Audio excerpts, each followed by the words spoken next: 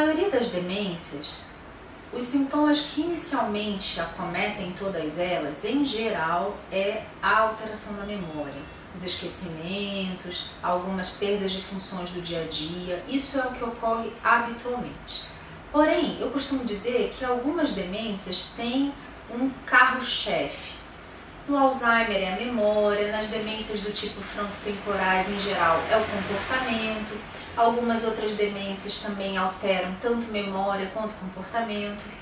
E no caso específico da doença de Alzheimer, às vezes eles aparecem quase que juntos ou com um pouquinho de tempo só de diferença de um para o outro. Você tem a queixa de memória, mas também você tem algumas alterações comportamentais. As alterações comportamentais mais evidentes e mais perturbadoras a gente costuma realmente ver em fases mais avançadas da demência, como a fase moderada e a fase mais grave. Porém, o período que acontecem mais essas alterações comportamentais é sim na fase moderada, quando você sai da fase leve, entra na moderada. Nessa mudança de fase da doença de Alzheimer, costumam acontecer as alterações comportamentais, e elas podem ser de qualquer tipo: alterações do sono, agressividade, irritabilidade, humor mais deprimido, hiperfagia, que é comer em excesso, hipersonia, dormir em excesso. Tudo isso está dentro do rol de alterações comportamentais. Para cada tipo de alteração comportamental, existe um medicamento que a gente pode utilizar.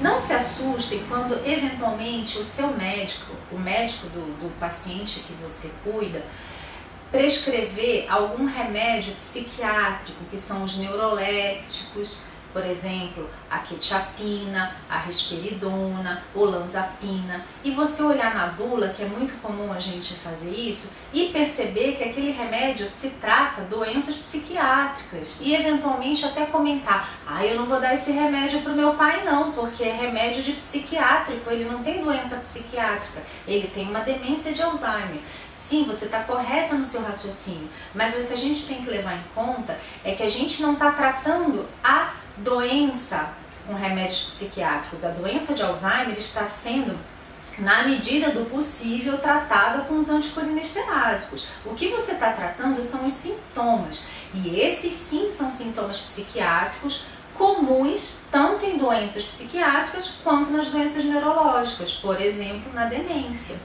Então, a gente pode lançar mão de alguns medicamentos diferentes para o tratamento dessas alterações comportamentais, como os neurolépticos, como drogas antiepiléticas, como antidepressivos. Tudo isso pode ser usado como um arsenal para tentar melhorar essas alterações comportamentais, porque no final das contas, as alterações comportamentais é que causam um maior prejuízo ao cuidador.